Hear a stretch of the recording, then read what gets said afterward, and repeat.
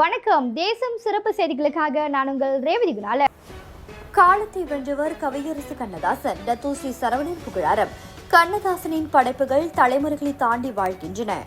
தமிழ் இலக்கியம், கவிதை, திரையிசை, பாடல் மற்றும் எழுத்துலகில் தனக்கென அழியாத தடத்தை பதித்த கவியரசு கண்ணதாசன் உண்மைகளையே காலத்தை வென்றவர் என தாப்பா நாடாளுமன்ற உறுப்பினரும் மாயிகா தேசிய துணைத் தலைவருமான டத்தோஸ்ரீ சரவணன் புகழாரம் சூட்டியுள்ளார்.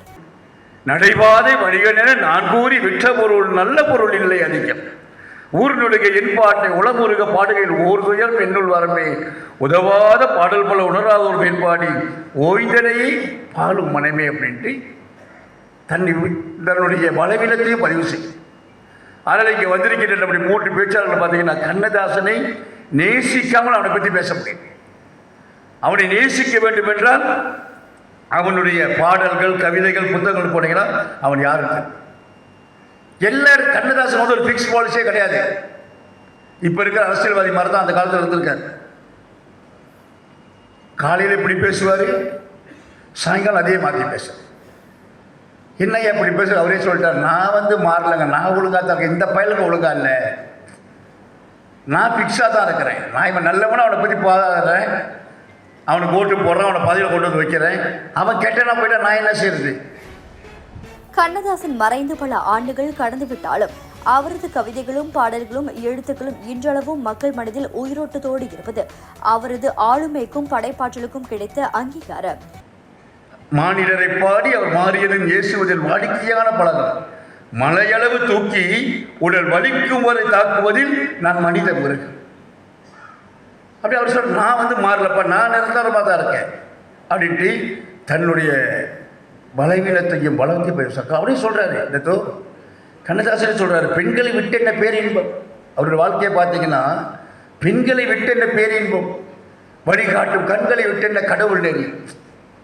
இது 2 தான் முக்கிய. அவரே கேட்குறாரு, காமுகனும் மாண்டான், கடவுள் நெறி பேசும் மாமுனியும் மாண்டான். சதா பெண்களை நினைச்சுக்கோடு செத்து போயிடுறான், சதா கடவுளை நினைச்சுக்கோடு செத்து போயிடுறான். இதில் எவன்டா பெரியவன்? காமுகனும் மாண்டான், என்ன வினோத், கடவுள் நெறி பேசும் மாமுனியும் மாண்டான், பற்றிதிலே யார் பெரியார்? நாம் உடலை நாம் பார்ப்போம், நமது உடலை பெண் பார்ப்போம். கடவுளுக்கே இவ்வளோ பெரிய வேலை கொடுத்தவங்க கண்ணதாசன் தான். கவியரசு கண்ணதாசனை நினைவு கூறும் வகையில் காலத்தை வென்றவர் கவியரசு கண்ணதாசன் என்ற நிகழ்வு 15 ஆகஸ்ட் 2026 ஈப்போவில் உள்ள டேவான் YRSK மண்டபத்தில் நடைபெற்றது. இந்நிகழ்வுக்கு டாக்டர் சரவணன் தலைமை தாங்கினார். நாம் உடலை நாம் பார்ப்போம், நமது உடலை பெண் பார்ப்பால், சாமி நம்ம சுக சரித்திரத்தை பார்க்கட்டும். காதலை மதுவை அவரே சொல்றாரு, காதலை மதுவை இன்ப காட்சியை வெறுத்தவர் யாரும் இந்த உலகத்துக்கு தேவை, எல்லாம் போயிருக்கணும், நீங்கள் தேவை இந்த உலகத்துக்கு.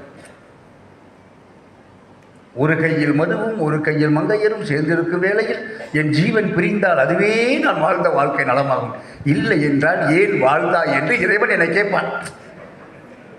ஏன்டா கண்ணதாசன் அவனை பூமிக்கு என்னத்துக்கு அனுப்புனேன்? நீ எந்த வேலையை அனுப்பு, நீ அந்த மேட்டரை பார்க்காம வேறு மேட்டர்லாம் என்ன பார்க்குற? கடவுள் கேட்பாரா? காம்புகனும் மாண்டான், கடவுள் நெறி பேசும் மாமுனியும் மாண்டான், மற்றதிலே யார் பெரியா? எல்லா இடத்துல அதே மாதிரி கோடி அவர் முத்தையாவோட குரல் அந்த சந்தத்தை கேட்கணும். கண்ணதாசனின் மிகப்பெரிய சிறப்பு கடினமான வாழ்க்கை தத்துவங்களையும் ஆழமான சிந்தனையும் சாதாரண மக்களும் புரிந்து கொள்ளக்கூடிய எளிய தமிழில் எடுத்து சென்றதுதான் என டத்தோஸ்ரீ சரவணன் தெரிவித்தார். ஒவ்வொரு தலைவர் இன்னைக்கு வரைக்கும் அண்மையில் ஒருத்தர் சொல்றாரு, இந்த நாட்டில் கொலசிங்கத்துக்கு முன்னாள் போலீஸ் அதிகாரி, கொலசிங்கத்துக்கு அப்புறம் ஒரு போலீஸில் ஒரு கம்பீரம் இருந்துச்சுன்னா அது ரத்த பராம் தாங்க.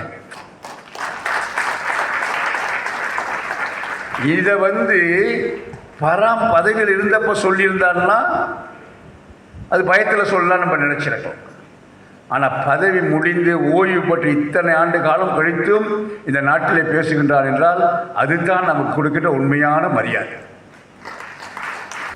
இந்நிகழ்வில் தமிழ் ஆர்வலர்கள், இலக்கியவாதிகள், சமூக பிரமுகர்கள் மற்றும் பொதுமக்கள் கலந்து கொண்டு கவியரசு கண்ணதாசனின் இலக்கிய பங்களிப்பை நினைவு கூர்ந்தனர். இத்துடன் இன்றைய செய்திகள் நிறைவடைகின்றன. மேலும் பல ஆன்மீக செய்திகளை தெரிந்து கொள்ள தேசம் டிவி மலேசியா யூடியூப், டிக்டாக் மற்றும் இதர சமூக வலைத்தளங்களை பின்தொடருங்கள்.